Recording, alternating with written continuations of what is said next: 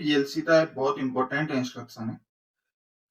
इससे हम चीजों को यानी कि फॉर एग्जांपल मशीनों को हम डिले प्रोवाइड कर पाते। टाइमर्स पीएलसी के इंटरनली प्रोग्राम में यूज किया जाता है और वहां पे उसे डिफाइन करते हैं जिससे आउटपुट में डिले प्रोवाइड।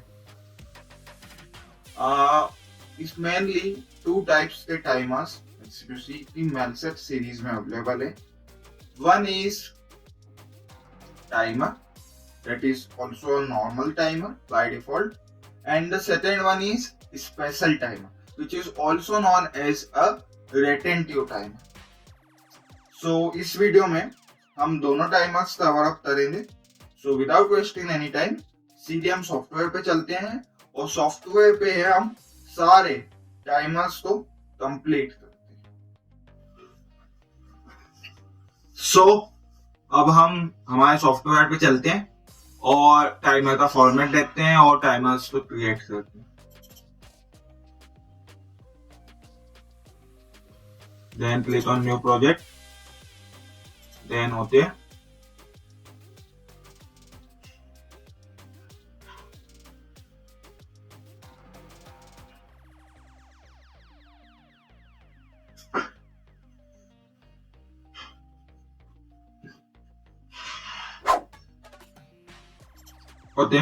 देन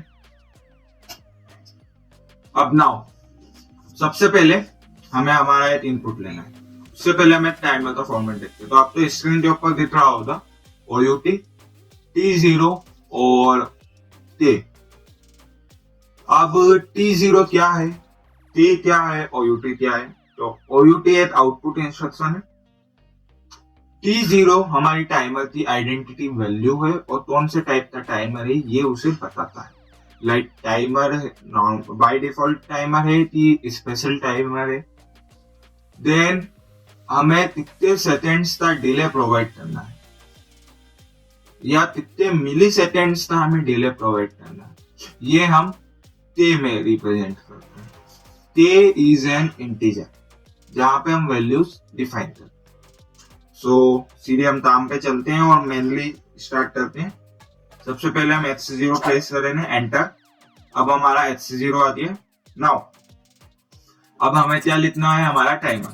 तो OUT space T0 space T100। अब मैंने यहाँ 100 दिया है तो क्या 100 सेकेंड डिले चलेगा? The answer is no.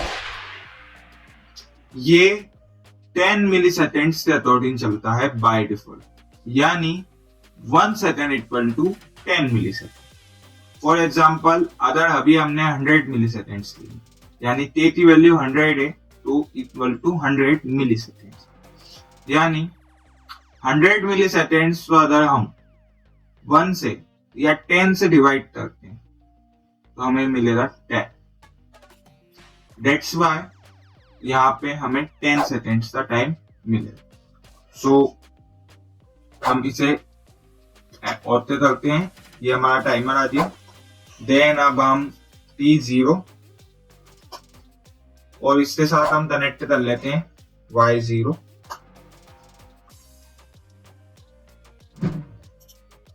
Convert पर क्लिक करेंगे, देन ओके।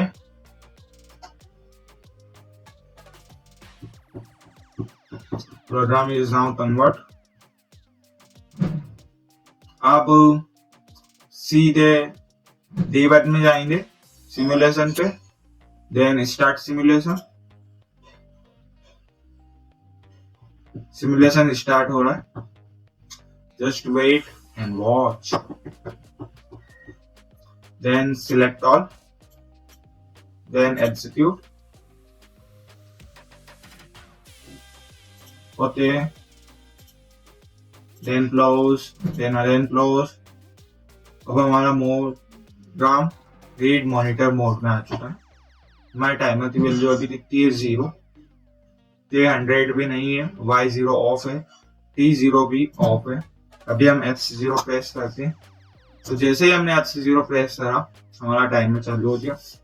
10 सेकेंड तक हमारा टाइमर चलेगा। आफ्टर द कंप्लीटिंग 10 सेकेंड हमारा आउटपुट ऑन हो जाएगा। Now move to the right monitor mode और अब हम बाकी टाइमर्स को टेस्ट करें। सबसे पहले हम H0 तो ऑफ करते हैं, देन अब हम इसमें इंस्ट्रक्शन करते हैं LDI T0 और इसके साथ हम आउटपुट का कनेक्ट करते हैं Y1।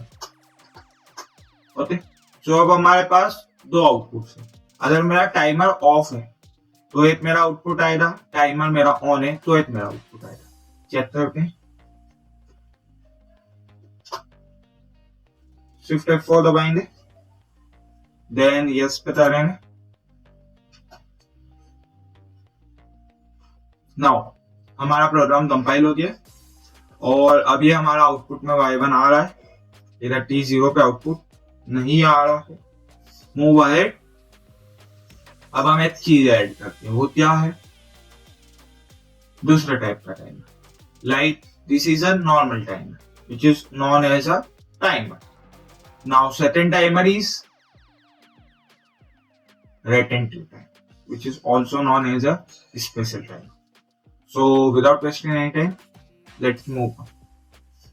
Now retentive timer में हम इनपुट ले लेते हैं H1 और इंस्ट्रक्शन इसका रहेगा OUT space HT0 space A100।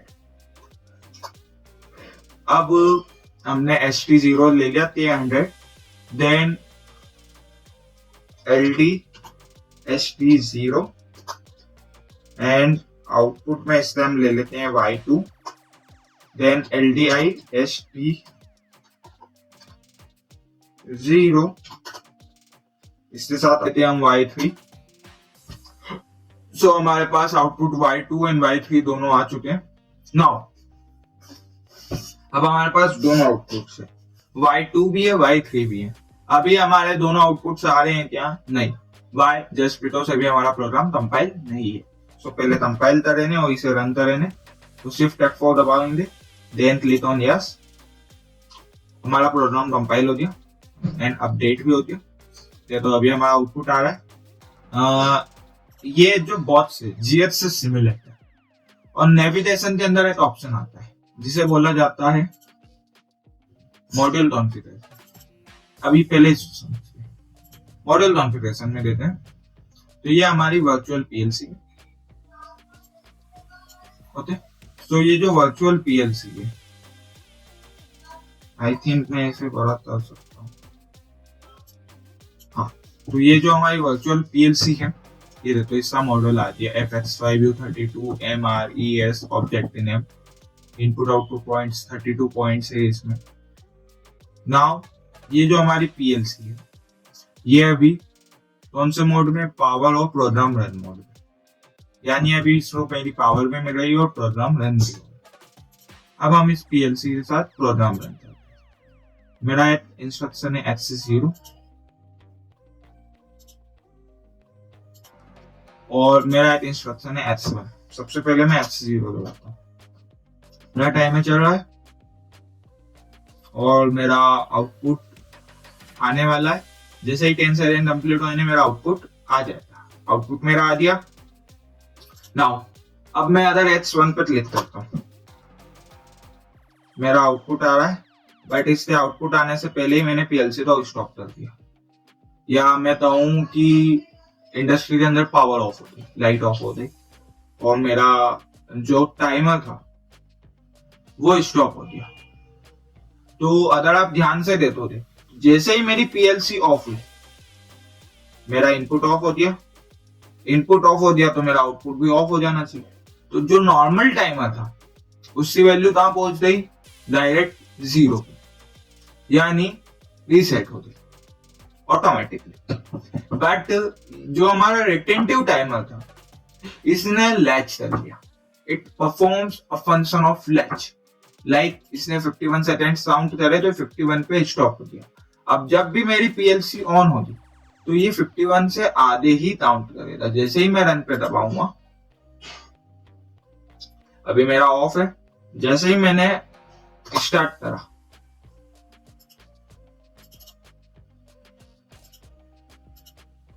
और जैसे ही मैंने स्टार्ट करा, मेरा टाइम वहीं से आधे चालू हो गया। अब मेरा आउटपुट आ गया है y2। अब अगर मैं इसे ऑफ भी कर देता हूं तो भी मेरा टाइमर वर्क नहीं कर, यानी ये वन टाइम में वर्क करेगा, बट इसे फिर मैं अगेन कैसे वर्क करा सकता हूँ? तो इसके लिए हम यूज करते हैं रीसेट फंक्शन। नाउ अब हम इसमें सिंपली h2 देते हैं और h2 से rst स्पेस st0। नाउ अब जैसे ही मैं इसे अपडेट करूंगा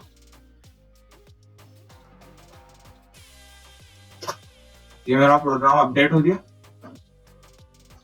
अब अभी मेरा इंस्ट्रक्शन y2 आ रहा है ना, यहाँ पे मेरा इंस्ट्रक्शन में 100 सेकेंड्स भी है। अब जैसे ही मैं इसको इनेबल करता हूं मेरा टाइमर किस पे पहुंच गया? 0। So that's how special timer and a timer can work.